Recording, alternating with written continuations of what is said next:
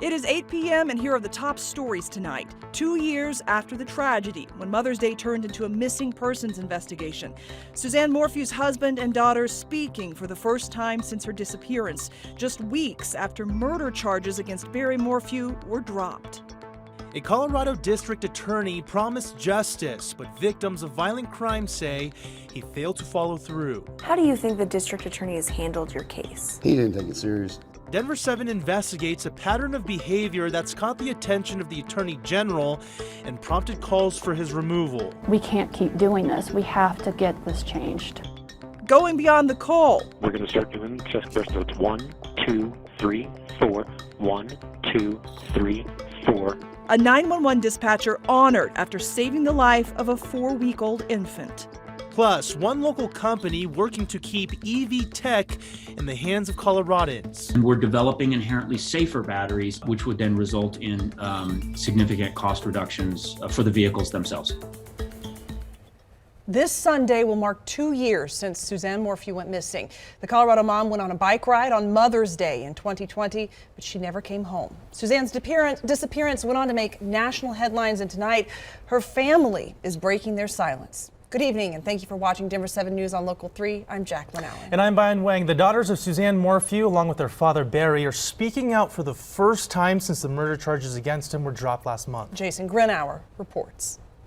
We've been silent for a long time, and we've decided that we finally want to break the silence. The family of Suzanne Morphew is sitting down for an interview for the first time since the murder charges against Barry Morphew were dropped. It's been an emotional roller coaster, but we feel like we can finally take our first steps in healing, which is a blessing.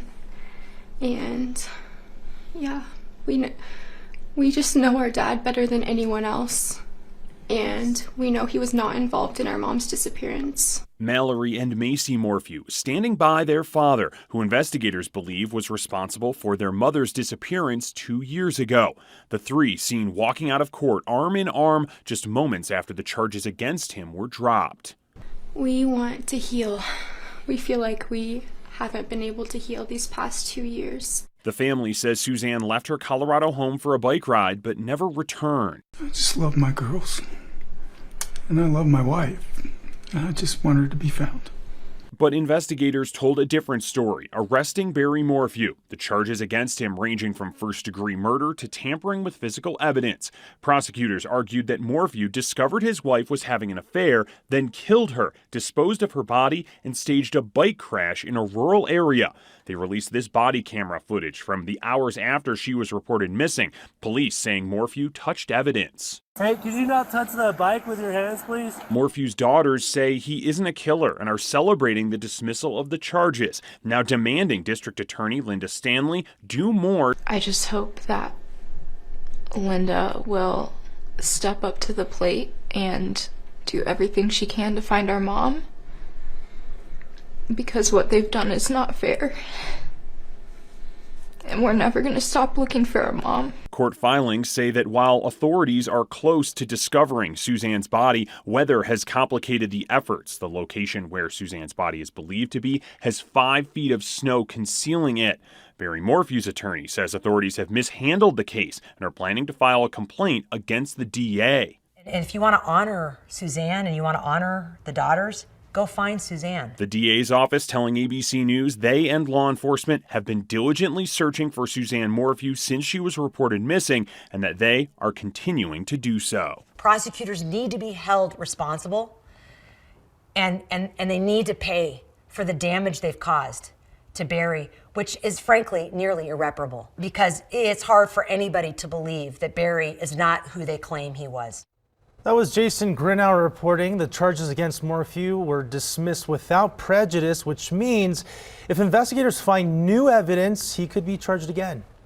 All lanes of Broadway have now reopened after 2 customers at an Enterprise rent-a-car near downtown Denver were shot earlier this afternoon. Air Tracker 7 flew over that parking lot of Enterprise near 3rd and Broadway today. Denver police say 1 man was killed, a woman is in critical condition, and 1 person is in custody. But police are still looking for another woman connected to that shooting. Police say she's driving a silver Chrysler 200 with Colorado plates ALOI 76. A motive has not been released. One district attorney in south central Colorado has been finding ways to keep even the most violent criminals out of jail, cutting plea deals that have outraged victims and elected officials. His actions have even gotten the attention of the state attorney general. Here's Denver 7 investigative reporter Jennifer KOVALESKI. The DA's definition of justice has led to a rare, publicly funded recall. He says he's living up to campaign promises of progressive criminal justice reform, but Alamosa city leaders call him a disaster. It's a huge controversy in the San Luis Valley. Alamosa city leaders, including the police chief, say DA Alonzo Payne is offering sweetheart plea deals and putting their community at risk. Payne's actions have also resulted in a state investigation. At least 8 victims have filed complaints against the DA.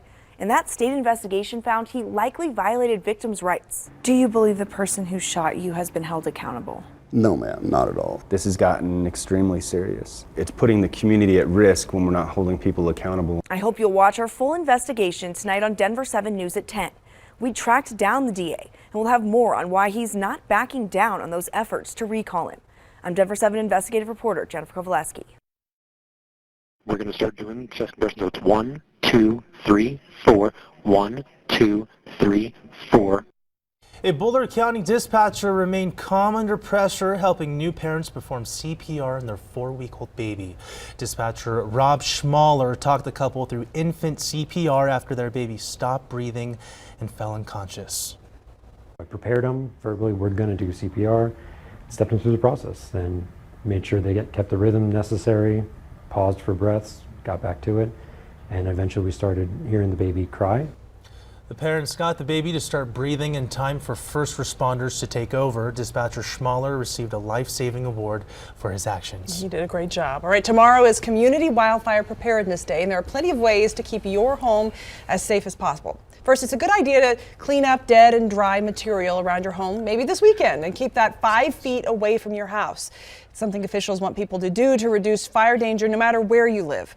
Also, avoid creating sparks on warm, dry, and windy days. And so that means don't use power tools, don't mow your lawn on those days, or park on dry grass. Meanwhile, the Public Utilities Commission is discussing how climate change and extreme weather may impact gas and electric lines.